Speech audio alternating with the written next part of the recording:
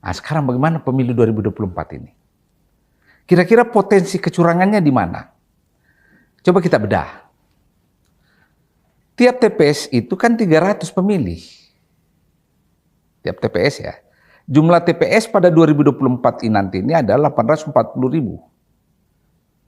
Satu TPS 300 pemilih, maka yang pertama yang harus diawasi adalah daftar pemilih yang ada di TPS itu. Berapa yang jumlah yang terdaftar? Dan berapa yang menggunakan hak pilihnya sampai penutupan TPS. Jangan sampai ada kesenjangan di situ, misalnya 300, tapi yang menggunakan hak pilihnya 225. Berarti ada 75 dong yang tidak menggunakan. Jangan sampai ditabulasi tetap 300. Berarti ada kecurangan 75 pemilih kan? Ini satu yang harus diawasi nih. Jumlah dengan aktual. Yang kedua, cara menghitung surat suara yang sah. Jangan sampai petugas TPS seenaknya saja mengatakan ini tidak sah. Hanya kebetulan yang dicoblos itu bukan partai favoritnya atau bukan calon yang diunggulkan. Kurang kelekukannya, ini kan manual semua ini. Ya tak? Itu harus diawasi baik-baik itu. Memperhatikan ketika surat suara dibuka itu dan dinyatakan sah atau tidak. Hati-hati.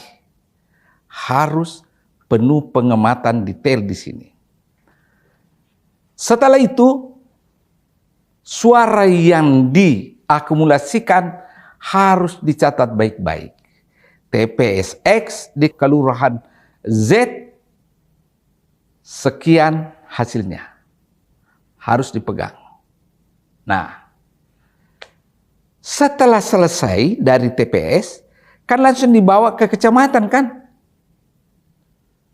Disinilah potensi yang paling besar terjadi kecurangan. Jual beli suara. Kenapa? TPS kan 300 orang yang memilih. Pada saat dibawa ke PPK, Panitia Pemilihan Kecamatan, yang level kecamatan, kan sudah bisa puluhan TPS di situ kan? Atau katakanlah 100 TPS. Ya kan? Berarti jumlah pemilih yang dihitung 300 kali 100. Semakin banyak kan? Hati-hati. Sejumlah kasus di masa lalu, disinilah transaksi buying voter, membeli suara.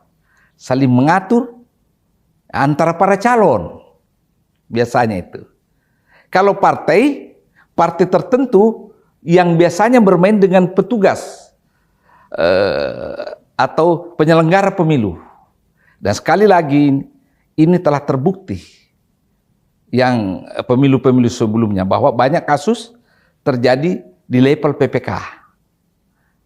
Setelah PPK, kan naik lagi kan ke kabupaten kota untuk menentukan siapa yang terpilih anggota DPRD kabupaten kota. Berarti semakin banyak lagi kan suara di situ.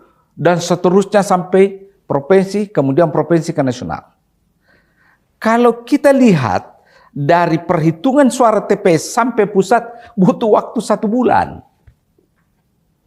Potensi kecurangan dalam 1 bulan ini, jangankan 1 bulan, 5 menit atau 1 menit itu kecurangan bisa terjadi. Karena ini hanya masalah menggeser, mengubah angka kan? Dalam tabulasi. Harus hati-hati.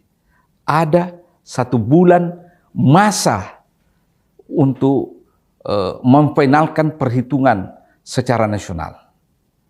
Dan itu bisa saja terjadi. Kecurangan itu. Kedua, yang kita khawatirkan ini serangan fajar pada hari pencoblosan. Tiba-tiba partai tertentu atau calon tertentu menyebar uang kan pada saat pemilih menuju TPS. Wah, ini luar biasa ini. Potensi kecurangan pemilu terjadi di sini. Karena misalnya kalau saya calon anggota DPRD, saya ingin menang di kabupaten kan dia cukup hitung daerah pemilihannya. Daerah pemilihannya misalnya 3 kecamatan di antara 7 kecamatan di kabupaten itu. Dia cukup berada di 3 kecamatan itu kan, memobilisasi orang dengan uang. Dan dia tunggu the last minute. Karena kalau sebelum-sebelumnya itu kan calon lain mungkin juga lakukan kan, berlaku adegium penawaran dan permintaan. Dia tunggu the last minute. Pada saat orang menuju TPS. Ini yang harus diawasi betul. Karena kalau di TPS-nya kemungkinan transaksi itu kurang sebab ada pengawas pemilu di situ. Kemudian ada pengawas dari lawannya. Tapi kalau dari rumah menuju TPS itu kan tidak ada pengawasnya. Siapa bisa awasi?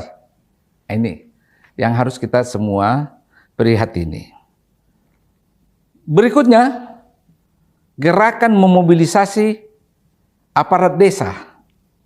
Karena yang paling ditakuti masyarakat desa itu kan kepala desa, kepala dusun, ya, aparat lah. Jangan sama sekali terjadi mobilisasi massa atas titah para kepala desa atau para pejabat yang ada di level desa untuk menjoblos orang tertentu ataukah mengalahkan orang tertentu atau partai tertentu. Ini juga masalah yang sangat kritis untuk kita prihatini semua. Karena semuanya bisa terjadi.